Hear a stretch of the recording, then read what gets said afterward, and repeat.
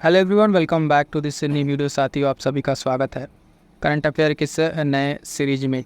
ये जो आज का हमारा सेशन है, आज हम बात करने वाले हैं दोस्तों जुलाई 2024 की।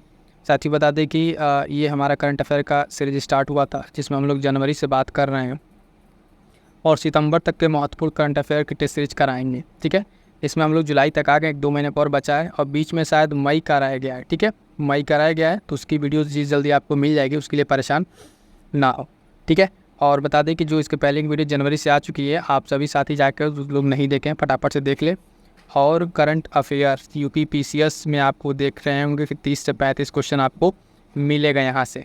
उससे संबंधित मैं आपको बता दूँ कि एक बहुत ही ज़रूरी इन्फॉर्मेशन है, जो 1 मिनट लगेगा, थोड़ा सा उसको ध्यान से सुनिएगा। करंट अफेयर के लिए देखिए, हम आपको यहाँ पर जो मंथली वीडियोज़ है वो आपको करा दिया। ठीक है, उसके साथ साथ टेस्ट सीरीज करा दिया।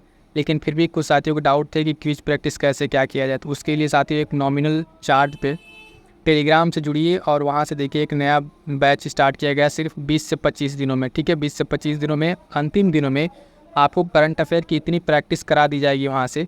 उसमें यहाँ पर अगर आप कर रहे हैं टेस्ट सीरीज में, तो आप देख पा रहे होंगे 20 से 25 क्वेश्चन, वहाँ पर आपको मैक्सिमम कई हज़ार क्वेश्चन की प्रैक्टिस करा दी जाएगी।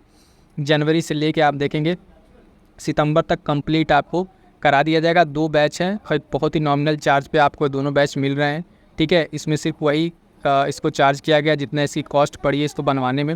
बाकी यकीन मानिए, परीक्षा के अंतिम दिनों में आप जितना PYQ करके जाएंगे, ठीक है, PYQ की प्रैक्टिस और साथ साथ अपना ये करंट अफेयर, यहाँ से आपको यकीन मानिए 30 से 40 क्वेश्चन, मैं कह रहा हूँ फिर से 30 से 40 क्वेश्चन आपको सीधे मिलेंगे यहाँ से, सिर्फ ये 2 बैच से। बहुत ही नॉमिनल फीस है। टेलीग्राम से जुड़िए और फटाफट से लोग जुड़ भी रहे हैं, और आप भी जुड़िए, मिस मत कीजिए। अंतिम है, ज़्यादा सोचने का समय नहीं है साथियों, फटाफट से जुड़िएगा और जुड़ के अपनी तैयारी को और मजबूत कीजिए और प्रैक्टिस कीजिए। ठीक है, स्टार्ट करते हैं आज के अपने सेशन को।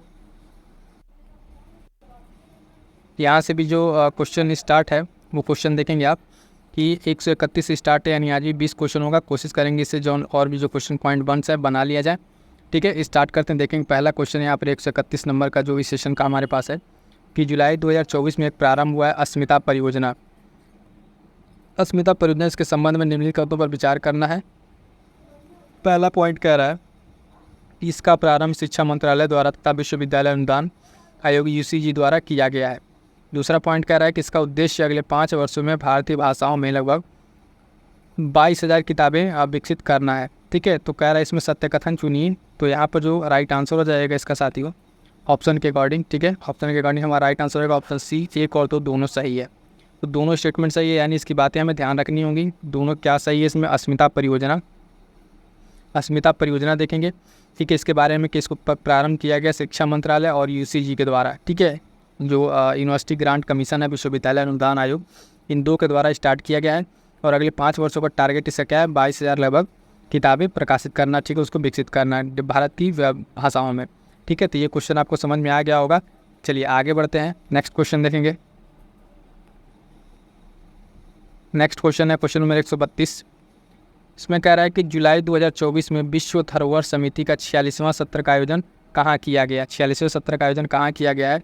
ऑप्शन है नई दिल्ली, आना, मेलबर्न ऑस्ट्रेलिया, उसके बाद से पेरिस, ओटावा कनाडा। तो इसका राइट आंसर हो जाएगा फ्रेंड्स, ऑप्शन है नई दिल्ली भारत।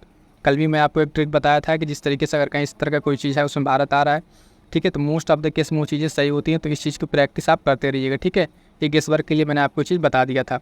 तो विश्व धरोहर समिति की जो 46वीं बैठक है, 46वें सत्र की बैठक है, वो कहाँ पर आयोजित किया जा रहा है, तो आप देखेंगे ये नई दिल्ली भारत में। ऑप्शन ए राइट आंसर हो जाएगा नई दिल्ली भारत। मैं फिर से कह रहा हूँ साथियों कि अगर आपको और भी क्वेश्चंस की प्रैक्टिस करनी है, कई हज़ार क्वेश्चन की प्रैक्टिस, जहाँ से आपका एक भी क्वेश्चन छूटेगा नहीं, तो फटाफट से आप टेलीग्राम ज्वाइन कीजिए, वहाँ से डिटेल्स लेकर के और आप फट से उस बैच में इन्वॉल्व हो जाइए। अंतिम दिनों की लास्ट प्रैक्टिस है आपकी। अगला देखेंगे क्वेश्चन नंबर 133। इसमें कह रहा है जुलाई 2024 में भारत के किस राज्य में स्थित चराई देव मैदान को सांस्कृतिक संपत्ति की श्रेणी के तहत यूनेस्को के विश्व धरोहर सूची में शामिल किया गया है। ऑप्शन है हमारे पास मेघालय, असम, अरुणाचल प्रदेश, केरल। ठीक है, तो इसका राइट आंसर हो जाएगा फ्रेंड्स, इसका राइट आंसर हो जाएगा 133 का ऑप्शन बी। ठीक है, ऑप्शन बी इसका राइट आंसर हो जाएगा असम। ठीक है, असम में ये स्थित है। ठीक है, 133 का राइट आंसर आपका बी हो जाएगा कि ये चराई देव जो है मैदान है, इसको सांस्कृतिक संपत्ति के तौर पे यूनेस्को को विश्व धरोहर सूची में शामिल किया गया। मोस्ट इंपॉर्टेंट है, इसको ध्यान रखिएगा। ठीक है, आगामी परीक्षा में प्रश्न बनेगा असम। ठीक है, असम इंपॉर्टेंट है, असम आपका राइट आंसर बी हो जाएगा। अगला प्रश्न देखेंगे क्वेश्चन नंबर 134। 134 क्या कह रहा है, जुलाई में 2024 में केंद्रीय वित्त मंत्री ने संसद में केंद्रीय बजट 2024-25 पेश करते हुए निवेशकों के सभी वर्गों के लिए किस टैक्स को समाप्त करने की प्रस्ताव रखा है। तो एक टैक्स है जिसको समाप्त किया गया है। टैक्स का नाम है, ऑप्शन में हमारे पास डेविल टैक्स, एंजल टैक्स, प्रतिगामी टैक्स या अप्रतिगामी टैक्स। इसका राइट आंसर हो जाएगा जो friends option B angel tax. ठीक है, हाल फिलहाल में अभी देखेंगे एंजल टैक्स को जो है समाप्त करने की बात की गई है और ये निवेशकों के लिए, निवेशक जो हैं जो ना इन्वेस्टर है उनके सभी वर्गों के लिए इस टैक्स को समाप्त करने की बात की गई है। तो टैक्स का नाम याद रखिएगा एंजल टैक्स। ठीक है, एंजल टैक्स को हाल फिलहाल में समाप्त करने की बात की गई है।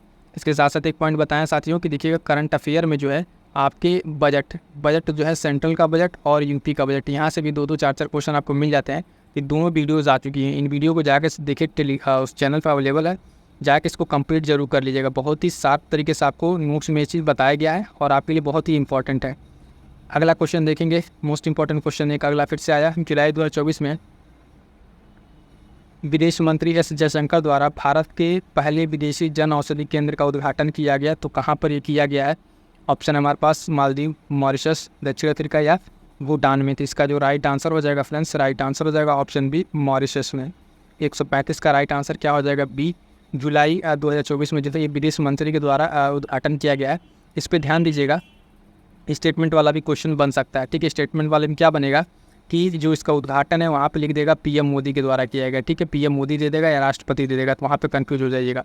ठीक है, तो ये चीज़ ध्यान रखिएगा कि किसके द्वारा किया गया है, क्योंकि इंपॉर्टेंट इसलिए हो जाता है कि जो भारत द्वारा है ये पहले विदेशी जन औषधि केंद्र है। मतलब विदेश में अगर पहला जन औषधि केंद्र है तो जाहिर सी बात है दिमाग में आएगा कि प्रधानमंत्री नरेंद्र मोदी के द्वारा ये उद्घाटन किया गया होगा। यहाँ पे कंफ्यूजिंग पॉइंट हो सकता है। तो आई होप सो कि पॉइंट आपको समझ में आ गया होगा। तो इसका राइट आंसर क्या है? ऑप्शन बी मॉरिशस और एस जयशंकर विदेशी जन औषधि केंद्र। क्लियर है? आगे बढ़ेंगे, देखेंगे नेक्स्ट क्वेश्चन। नेक्स्ट क्वेश्चन जो है क्वेश्चन नंबर 136।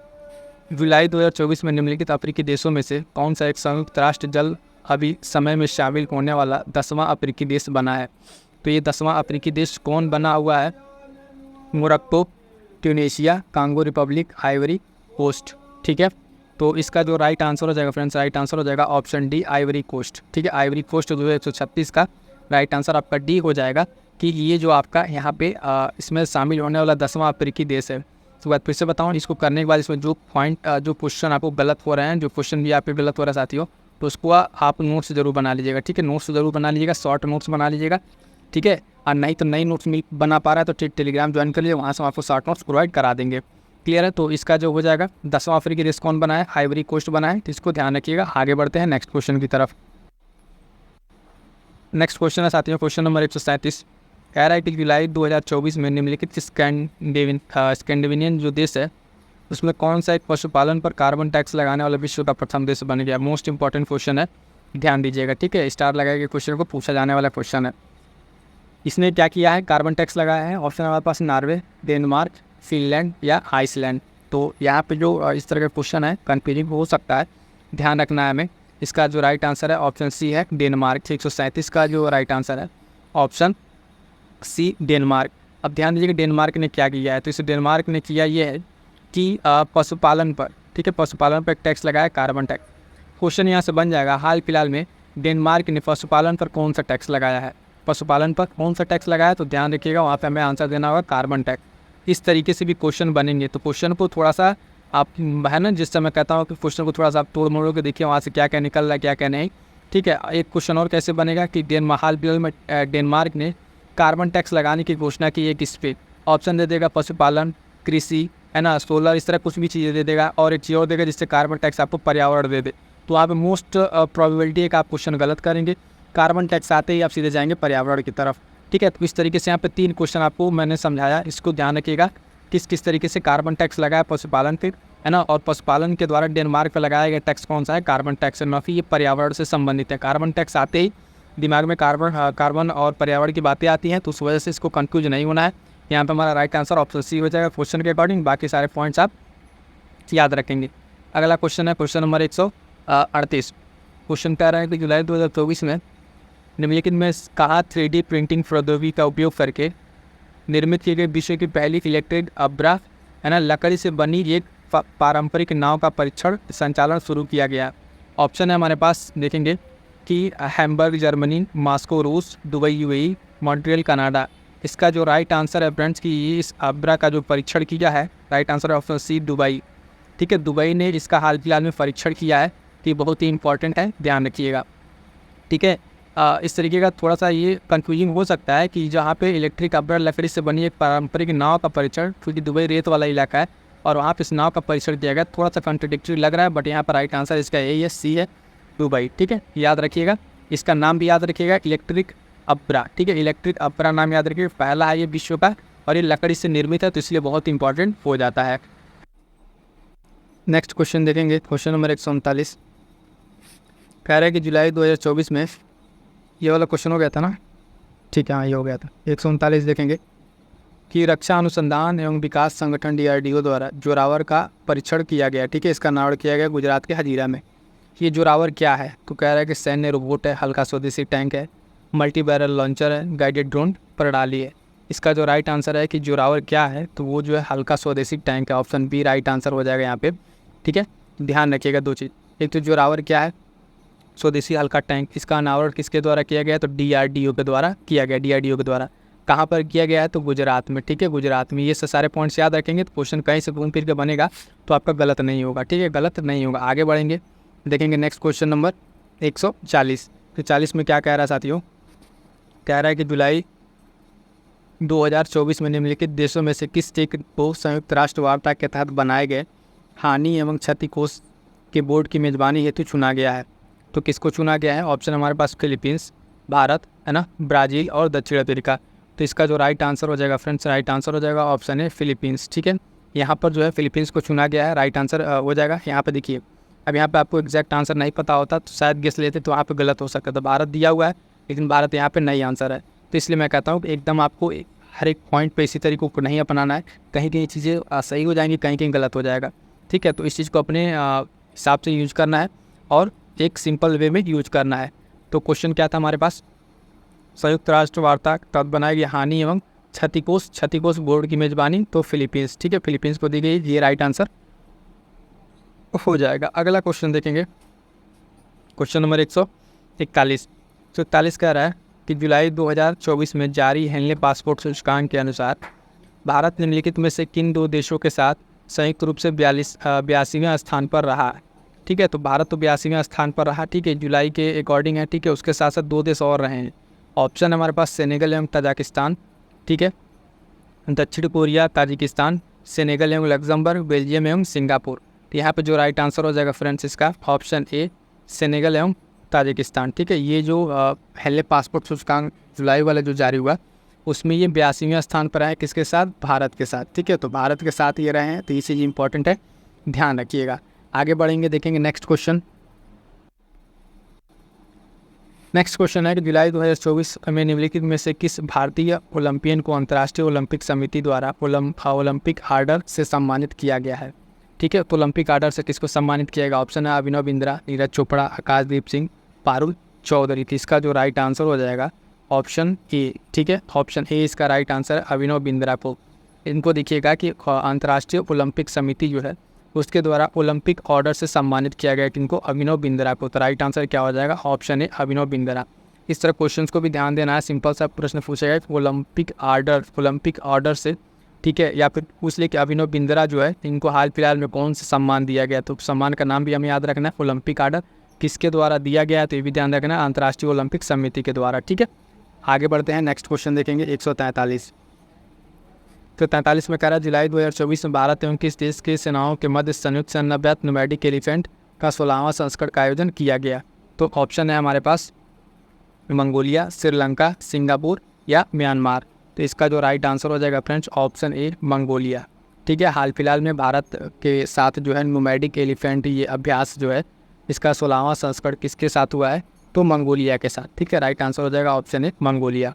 इसमें 2 पॉइंट जो हमें ध्यान रखना है, इसका संस्करण पहले ध्यान रखना है कि 16वां संस्करण हो रहा है। ठीक है, और अभ्यास का नाम नोमैडिक एलिफेंट किसके मध्य, भारत और मंगोलिया के मध्य। तो ऑप्शन ए राइट आंसर हो जाएगा। इस तरीके से करंट अफेयर पढ़ते रहिए और जो इसकी इंपॉर्टेंट वीडियोज़ हैं खासकर मैराथन वाली, ठीक है, जो आपको जनवरी से जुलाई अगस्त तक अपडेटेड है उसको ज़रूर देख डालिएगा, ठीक है, ताकि आपका सारा करंट अफेयर रिवाइज हो जाए। और प्रैक्टिस के लिए मैं फिर से कह रहा हूँ, ज़्यादा सोचिए मत, फटाक से जुड़िए टेलीग्राम से, क्योंकि ये चीज़ आपके लिए बहुत हेल्पफुल, आप ही लोग की डिमांड पे इसको बनाया गया है। उसमें बहुत मेहनत लगी, बहुत सारे इंपॉर्टेंट क्वेश्चन जो है यहाँ पे नहीं कराया जा सकता है, ठीक है, मतलब एक तरह से इतने सारे क्वेश्चन हैं उसको कराने के लिए वहाँ पे आपको उचित प्रोवाइड कराया जा रहा है। तो आप वहाँ से जुड़िए और अपनी तैयारी को और मजबूत कीजिए।